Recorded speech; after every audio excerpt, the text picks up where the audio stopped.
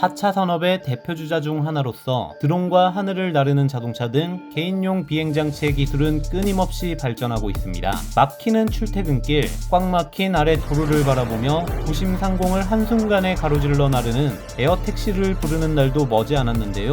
상상으로만 여겨지던 미래 공상과학들이 현실로 이루어질 10가지 놀라운 개인용 비행기체들을 소개합니다.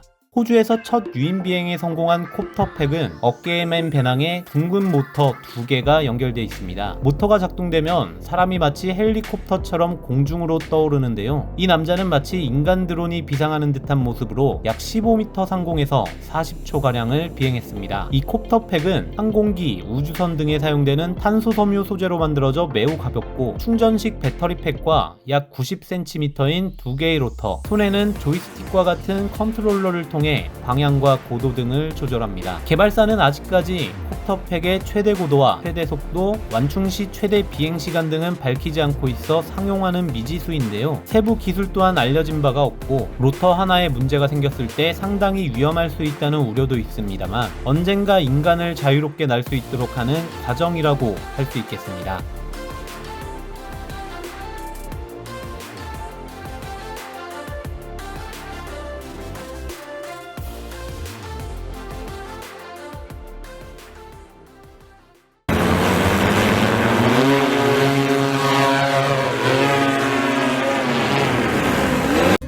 개인 드론 호버바이크가 두바이 경찰이 쓸 수 있도록 지원됩니다. 캘리포니아에 위치한 스타트업 기업 호버서프는 두바이와의 계약을 2017년 성사시켰는데요. 두바이 경찰 인공지능 부서국장은 접근하기 어려운 지역에 사용되는 최초의 수직 이착륙 전기 비행 유닛이 될 것이라고 설명했습니다. 두바이 경찰 고유의 리버리를 적용한 2019 스콜피온 3 모델은 114kg의 가벼운 무게로 100kg의 하중을 견딜 수 있고 비행고도 5m의 전기 수직 이착륙 차량입니다. 탄소 섬유 기술을 사용하여 만든 프레임에 하이브리드 타입 배터리를 부착해 드론 모드에서 최대 40분 동안 비행할 수 있고 일부 국가에서는 개인이 15만 달러, 하나 약 1억 8천만 원으로 호버바이크를 구매할 수 있습니다.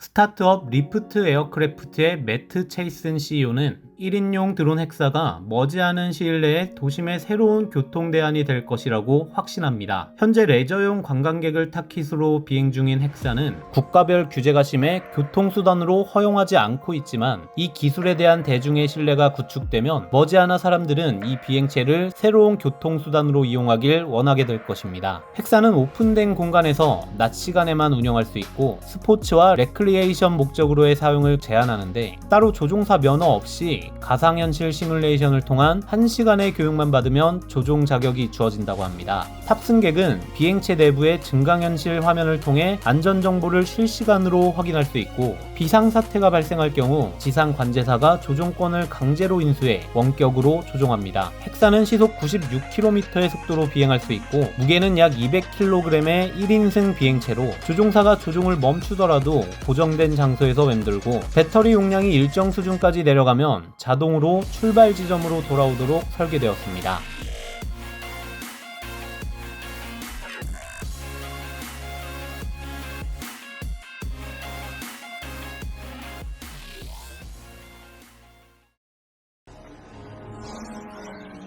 (1989년) 개봉한 백투더퓨처2에서는 나르는 호버보드가 등장합니다. 영화 속 배경은 2015년, 실제로 2015년까지 나르는 보드 비슷한 것도 나오지 않았는데요. 2016년 프랑스의 자파타 레이싱의 창업자 프랑크 자파타는 직접 개발한 플라이보드로 2252m를 비행하는 세계 기록을 수립한 데 이어 2019년 8월 4일 후속작 플라이보드 에어로 영불 해협 약 35km를 비행해 호버보드에 의한 가장 먼 비행으로 기네스 세계 기록을 세웠습니다. 그는 프랑스 북부 해안에서 출발해 22분 만에 바다 위를 32km 날아 영국 세인트 마가렛 해변에 도착했는데, 이는 비행기나 배가 아닌 개인용 비행기구를 사용한 최초의 영불해협 횡단이었습니다. 이 플라이보드는 5개의 소형 제트 엔진을 탑재하고 최대 중량 100kg, 최고 고도 3000m까지 비행할 수 있으며 최대 시속 190km의 속도를 낼 수 있습니다.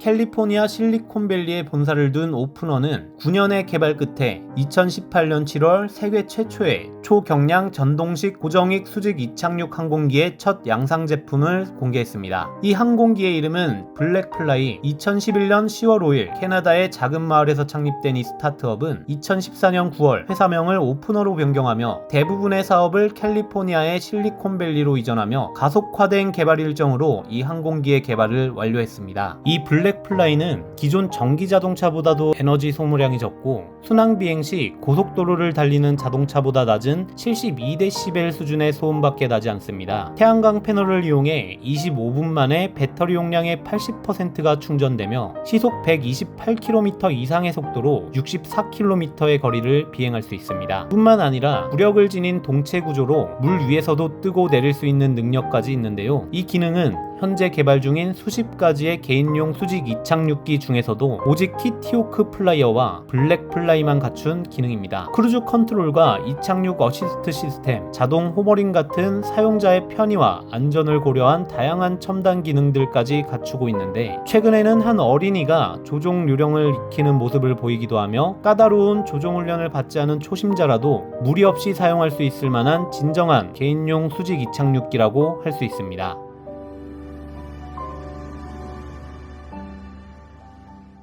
Pilots and flying machines merge at the digital frontier.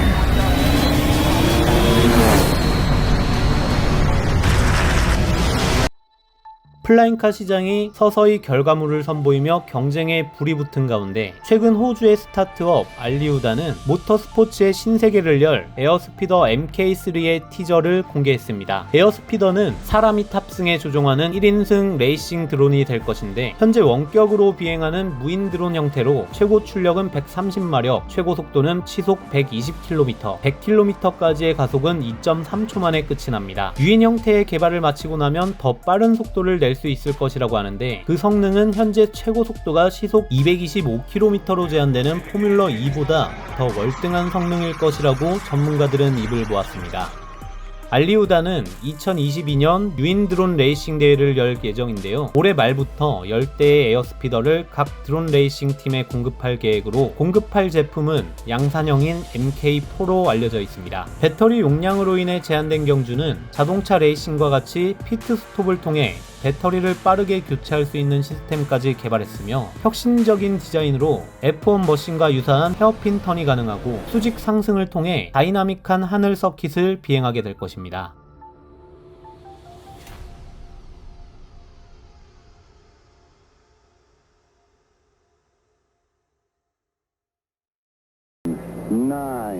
Ignition sequence start. 6, 5, 3, 2, 1, 0. All engine running.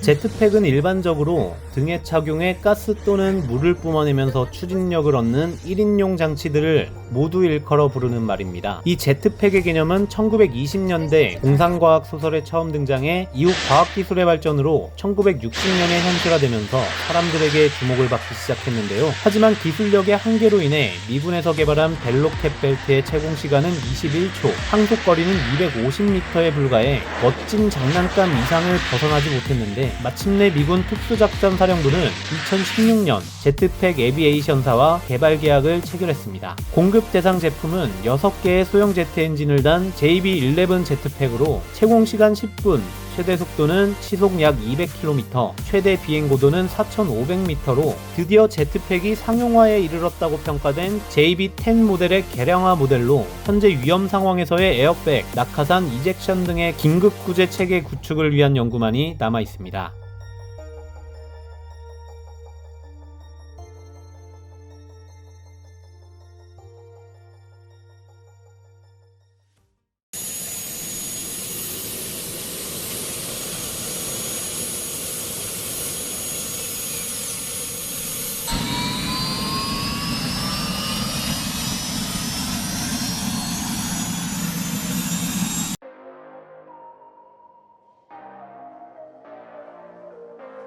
프랑스의 라자렛이 개발한 이 바이크는 두바이 경찰이 사용할 호버바이크와 달리 도로 주행은 물론 하늘까지 날아 비행할 수 있는 플라잉 바이크인데요. 즉 빠른 속도로 도로를 주행하다가 차가 막히면 자연스럽게 하늘로 떠올라 자유롭게 비행할 수 있다는 것입니다. 이 바이크는 하늘을 날기 위한 날개나 프로펠러가 보이지 않아 하늘을 날 것이라는 상상은 하기 어려운데 이 바이크의 4개의 바퀴에는 1300마력의 제트 터빈이 장착되어 있어 도로를 주행하다가 비행이 필요한 순간 4개의 바퀴를 지면과 수평이 되도록 접어 쿼드콥터와 같은 형태로 추진력을 얻어 10분 동안 비행할 수 있습니다. 아직까진 자연스러운 이륙이 어려워 비행 모드로 전환하려면 적당한 위치를 찾아 60초가량 예열을 해야 하지만 프로토타입으로 단 5기만 생산된 초기 모델인 점을 감안한다면 더욱더 진보된 기술력의 후속 모델을 기대해 볼 수 있겠습니다.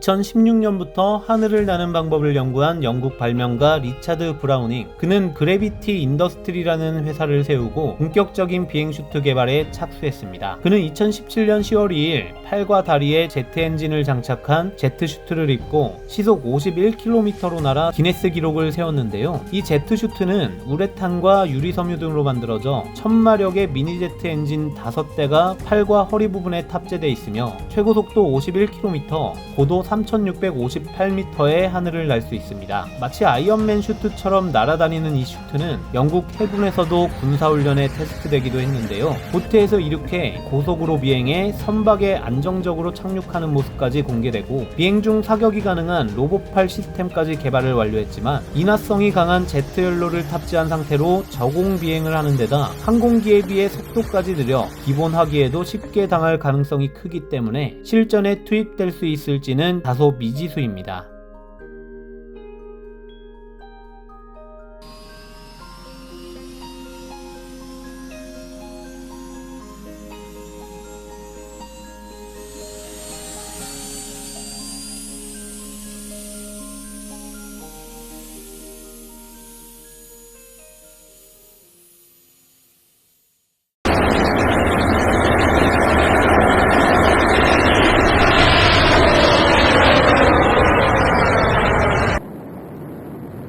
제트맨 두바이의 역사는 제트윙의 초기 버전이 성공적인 고객 편대 비행을 했던 2013년으로 거슬러 올라갑니다. 2년 후 제트맨 두바이는 두바이 상공에서 에미레이트 항공 A380 전보 제트기와 함께 유인 비행을 완료했는데 이 비행은 모두 상공에서 뛰어내려 활공하는 형태였습니다. 2020년 전문 스카이다이버 빈스 레펫에 의해 대단한 기록을 세우게 되는데요. 세계 최초로 지상에서 정지한 상태로 이륙해 30초 만에 900m 이상을 날아올라 대략 1800m까지 오른 뒤 낙하산을 펼쳐 지상에 착륙했습니다. 이 제트윙은 4개의 소형 터빈 엔진과 초경량 탄소 섬유로 만들어진 날개를 장착했는데 제트 엔진 하나의 무게는 고작 3.5kg에 불과하지만 시속 400km 이상의 속도를 낼 수 있고 최대 이동 거리는 49km, 1800m 이상의 최대 고도를 자랑합니다. 이 제트윙은 조종 장치가 없기 때문에 숙련된 조종사들만이 제한적으로 비행할 수 있는데요. 조종사는 머리나 팔과 다리들로 방향을 전환해야 합니다. 제트맨 두바이의 개발자는 여전히 제트윙 자체로 착륙하는 방법과 대중을 위한 자율비행을 목표로 하고 있지만 이전 저희 영상에서 소개했던 나르는 비행기에 날아 들어간 윙스터이자 최초로 제트윙 수직 이륙에 성공했던 빈스 레펫이 제트윙 비행 중 중심을 잃고 후버링 중 낙하산이 펼쳐지지 않아 사망하고 난 뒤 구체적인 생산 계획을 밝히지 않고 있습니다.